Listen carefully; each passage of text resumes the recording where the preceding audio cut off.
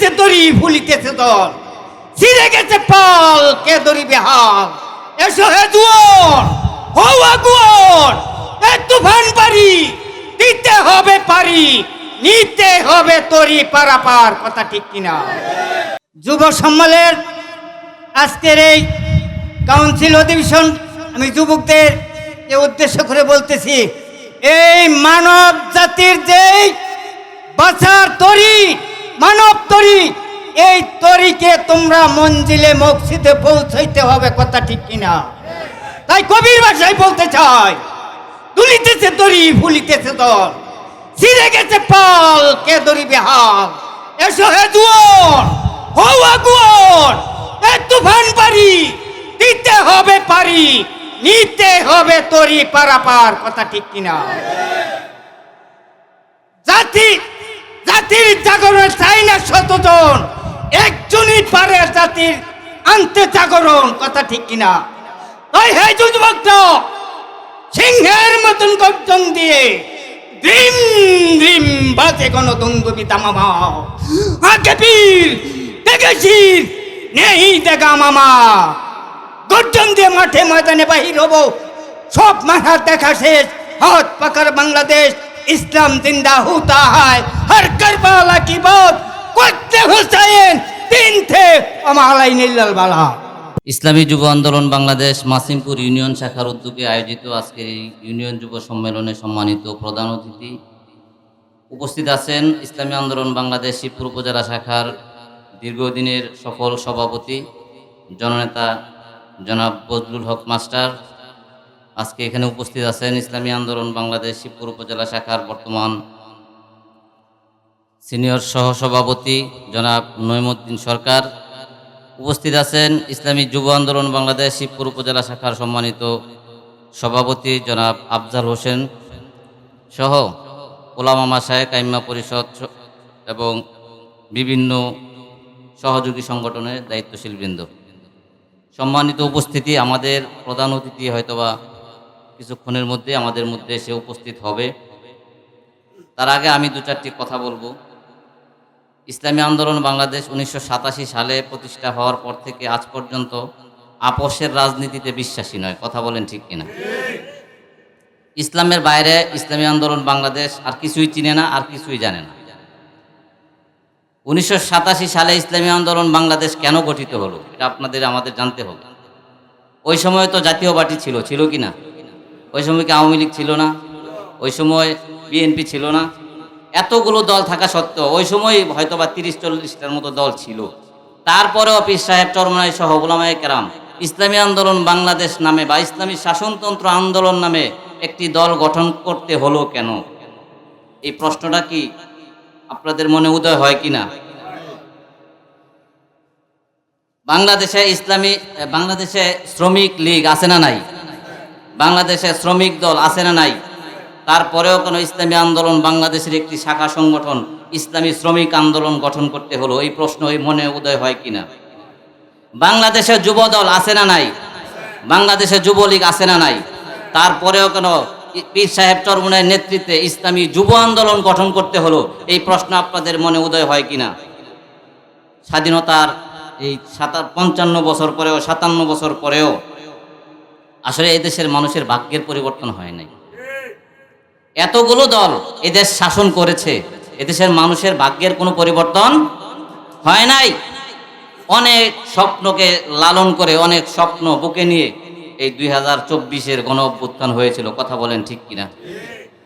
যারা সামনের সারিতে এই গণ অভ্যুত্থানে নেতৃত্ব দিয়েছিল তাদের এক নাম্বার নাম যদি বলতে হয় ইতিহাসে, সেটা অবশ্যই শায়েখে চরমনাই, পীর সাহেব চরমনাই। কথা বলেন ঠিক কিনা? তাহলে আমরা কিন্তু ক্ষমতার জন্য এই গণ অভ্যুত্থান 24 ঘটাইনি। কথা বলেন ঠিক কিনা? যদি তাই হয়তো তাহলে এই বর্তমান সরকারে পীর সাহেব চরমনাই তথা ইসলামী আন্দোলনের অনেক নেতাই ক্ষমতার আসনে অধিষ্ঠিত হতো। কিন্তু আসলে আগেই বলেছি, গতানুগতিক অন্যান্য রাজনৈতিক দলের ন্যায় ইসলামী আন্দোলন বাংলাদেশ গঠিত হয় নাই। ইসলামী আন্দোলন বাংলাদেশ গঠিত হয়েছে এদেশ কোরআন এবং সুন্নাহর আলোকে পরিচালিত হবে। এই দেশে কোনো সুদ চলবে না, জুয়া চলবে না, ঘুষ চলবে না, দুর্নীতিবাদ চলবে না, চাঁদাবাদ চলবে না। কথা বলেন ঠিক কিনা? যতদিন না পর্যন্ত এদেশে এই লক্ষ্য অর্জিত না হবে ততদিন পর্যন্তই কিন্তু ইসলামী আন্দোলনের এই রাজনীতি অব্যাহত থাকবে। কথা বলেন ঠিক কিনা? যদি ক্ষমতার জন্য, আসনের জন্য, মন্ত্রিত্বের জন্য পীর সাহেব চরমোনাই রাজনীতি করতেন, সেটা 2001 সালেই তিনি পেয়ে যেতেন। কথা বলেন ঠিক কিনা? আজকেও যদি পীর সাহেব চরমোনাই বলে যে আমার 20টা আসনের প্রয়োজন, 5টা মন্ত্রীর প্রয়োজন, যে কোনো দল এটা দিতে বাধ্য। কথা বলেন ঠিক কিনা? তাহলে আমরা কি এই সামান্য নেতাগিরি দেখানোর জন্য আর একটু পাওয়ার দেখানোর জন্য, কিছু টাকা পয়সা কামাই করার জন্য এই দলে আমরা যোগ দিছি? কথাবার্তা পরিষ্কার। কোনো দিন যদি শুনি যে ইসলামী আন্দোলন বাংলাদেশ ইসলামকে পাশে রেখে ক্ষমতাকে প্রাধান্য দিয়েছে, সবার আগে আমি এই দল ত্যাগ করব, আপনারা কি করবেন আমি জানি না। কারণ আমরা ক্ষমতার রাজনীতি করি না, ইসলামের রাজনীতি করি। আমরা মানুষের অধিকারের রাজনীতি করি। যে কথা বলতেছিলাম, শ্রমিক আন্দোলন, এই শ্রমিক আন্দোলন কেন গঠিত হলো? শ্রমিক আন্দোলন গঠিত হয়েছে যখন নাকি শ্রমিক লীগ আর শ্রমিক দল নামে কিছু দুষ্কৃতিকারী, কিছু চাঁদাবাজ এই দেশের সাধারণ মানুষের পকেট কাটা শুরু করলো। তখন পীর সাহেব চরমোনাই দেখলেন যে নীতিবান লোক ছাড়া এদেশের শ্রমিকরা শান্তি পাবে না। শ্রমিক আন্দোলন গঠিত হয়ে গেল। যখন নাকি পীর সাহেব চরমোনাই দেখলেন এদেশের আদর্শবান যুবক ছাড়া এদেশের যুব সমাজ মুক্তি পাবে না, চাঁদাবাজি, টেন্ডারবাজি বন্ধ হবে না, পীর সাহেব চরমোনাই তখনই কিন্তু 2016 সালে এই ইসলামী যুব আন্দোলন গঠন করলেন। আমি আপনাদেরকে আজকে এখানে ওপেন চ্যালেঞ্জ দিয়ে যাচ্ছি, ইসলামী আন্দোলন বাংলাদেশ সহ এর সহযোগী যত সংগঠন আছে, কোনো সংগঠনের ন্যূনতম একজন নেতার বিরুদ্ধে যদি আপনারা কোনো দুর্নীতির অভিযোগ দিতে পারেন, চাঁদাবাজির অভিযোগ দিতে পারেন, সেদিন থেকে ইসলামী যুব আন্দোলন বন্ধ হয়ে যাবে। কিন্তু আলহামদুলিল্লাহ আজ পর্যন্ত কেউ এটা দেখাতে পারে নাই। পরিশেষে কথা দীর্ঘায়িত করব না। আল্লাহ রাব্বুল আলামিনের কাছে আমরা যারা পৃথিবীতে আসছি, আমাদের জীবনের কিন্তু 3টা পার্ট। কয়টা? 3টা পার্ট। একটা হচ্ছে আমাদের ছোটকাল, কিশোরকাল, দ্বিতীয় কাল হচ্ছে যৌবনকাল, আর তৃতীয় কাল হচ্ছে বৃদ্ধকাল। আপনারা এখানে যারা আছেন উপস্থিত, যারা অন্তত জুমার মসজিদে যান, তারা এতটুকু বিষয় জানেন, আল্লাহ তাআলার কাছে যদি হিসাব হয় কিয়ামতের ময়দানে, কোন সময়ের হিসাব হবে? বৃদ্ধকালের না যৌবনকালের? ইসলামী যুব আন্দোলন বাংলাদেশ এটাই শিক্ষা দিচ্ছে। যদি যৌবনকাল কোনো ব্যক্তি সফলভাবে কাটাতে পারে, তাহলে তার বৃদ্ধকাল অবশ্যই সফল হবে ইনশাআল্লাহ। এই পৃথিবীতে যত নবী, রাসূল, ওলিয়া, আউলিয়ায়ে কেরাম, সাহাবায়ে কেরাম, মুজাহিদিন যারা আসছে, তাদের জীবনের সর্বোচ্চ টার্নিং পয়েন্ট ছিল এই যৌবনকাল। নবীরা নবুয়ত প্রাপ্ত হয়েছেন কখন? 40 বছর বয়সে। 40 বছর বয়সের আগে কি দেয় নাই? নবুয়ত দেয় নাই। সাহাবায়ে কেরাম যুদ্ধের ময়দানে নিজের জীবনকে উৎসর্গ করেছেন কোন সময়? বৃদ্ধ হয়ে। 30, 40, 35, 45, 50 বছর পর্যন্ত মানুষের কি থাকে? শরীরের রক্ত গরম থাকে। আর আল্লাহ তাআলার কাছে এই যৌবনকালটাই আল্লাহর কাছে সবচেয়ে বেশি পছন্দনীয়। এই জন্য আল্লাহর হাবিব সাল্লাল্লাহু আলাইহি ওয়াসাল্লাম হাদিসের মধ্যে ইরশাদ করেন, ইগতানিম খামসান ক্বাবলা খামসিন। তোমার 5টা জিনিস আসার আগে 5টা জিনিসকে গনিমত মনে করো।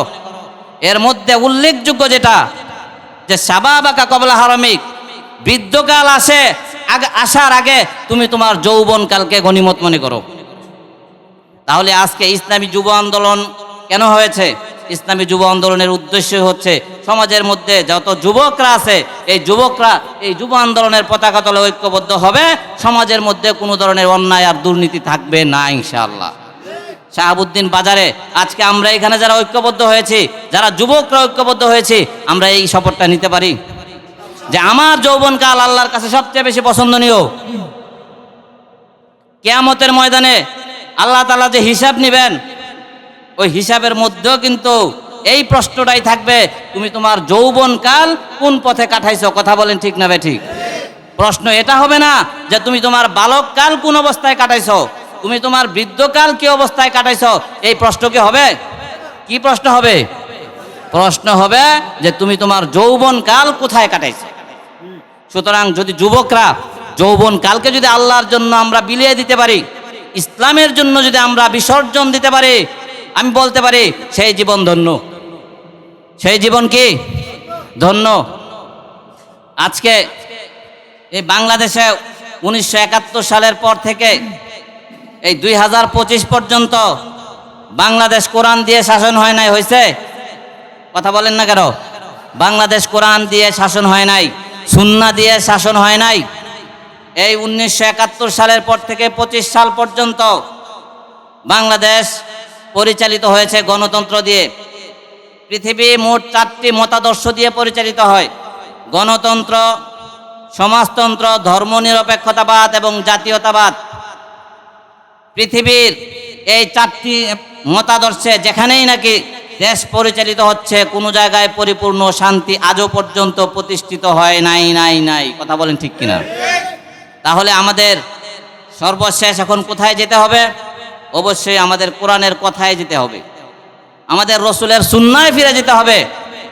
আল্লাহ রাব্বুল আলামিন কালামে পাকের মধ্যে ইরশাদ করেন, ওয়া মান ইয়াবতাগি গায়রাল ইসলামি দীনান ফালা ইউকবালা মিন। তোমাদের মধ্যে কেউ যদি ইসলাম বাদে অন্য যে কোনো ধরনের মতাদর্শ গ্রহণ করে, সেটা কোনো দিন কবুল হবে না। কবুল হবে না বলে নাই, কি বলছে?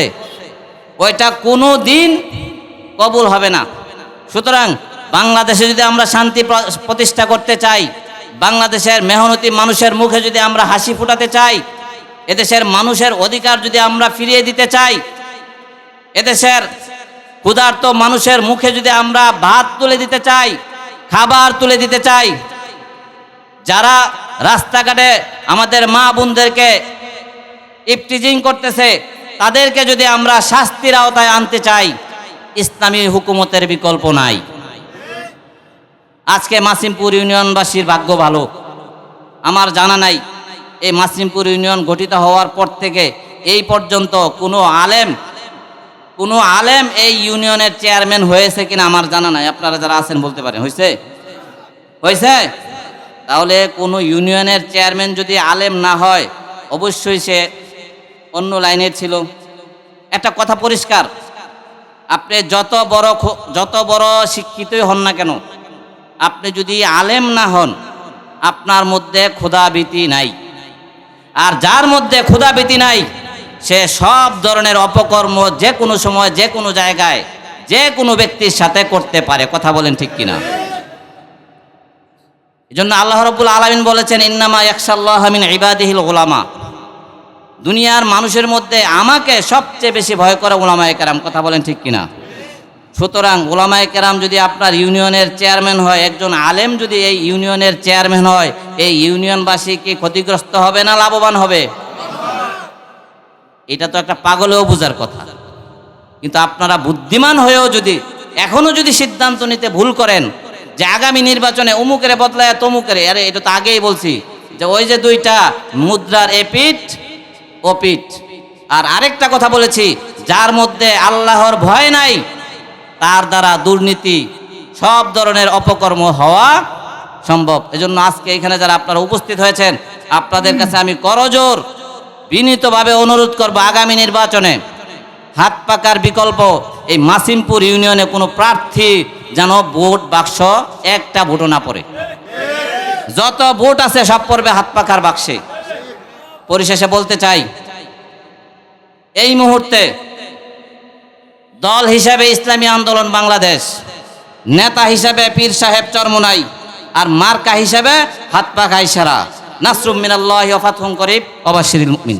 ইসলামী যুব আন্দোলন বাংলাদেশ মাসিমপুর ইউনিয়ন শাখা কর্তৃক আয়োজিত আজকের এই সভার সম্মানিত সভাপতি, প্রধান অতিথি, বিশেষ অতিথিবৃন্দ, আমার সামনে আল্লাহ রব্বুল আলমিনের সৈনিকেরা, রব্বে কারিমের কাছে শুকরিয়া জ্ঞাপন করছি যে আল্লাহ রব্বুল আলমিন জাগতিক সকল তন্ত্রমন্ত্রকে উপেক্ষা করে ইসলামী আন্দোলনের ব্যানারে আমাদেরকে আল্লাহর জমিরে দিন কায়েমের প্রচেষ্টায় লাগিয়ে দিয়েছেন। সেই জন্য রব্বে কারিমের কাছে শুকরিয়া জ্ঞাপন করছি, আলহামদুলিল্লাহ। আমি একটি প্রশ্ন রাখবো আপনাদের সামনে। আমাদের এই মাসিমপুর ইউনিয়নে হিন্দু এলাকা আছে কিনা? হিন্দু এলাকা যদি থাকে, আপনার যদি 500 হিন্দু পুরুষ বাস করে, 500 হিন্দুর কোনো একটা হিন্দুর নাম কি কোনো মুসলমানের নাম রেখেছে কিনা? কি আপনারা পেয়েছেন? আপনারা পান নাই? কিন্তু মুসলমানের সন্তানদের নাম হিন্দুদের বাচ্চার নাম রাখে কি রাখে না? একটু বিবেচনার বিষয়, এটা আপনাদের কাছে রেখে গেলাম। দ্বিতীয় নম্বর কথা বলবো, সূরা ফাতিহার মধ্যে আল্লাহ রাব্বুল আলামিন তার নবীকে অভয় দিয়ে বলছেন, হে রাসূল, আপনাকে জনসমুদ্রে প্রেরণ করা হয়েছে সত্য দিন এবং হেদায়েত সহকারে।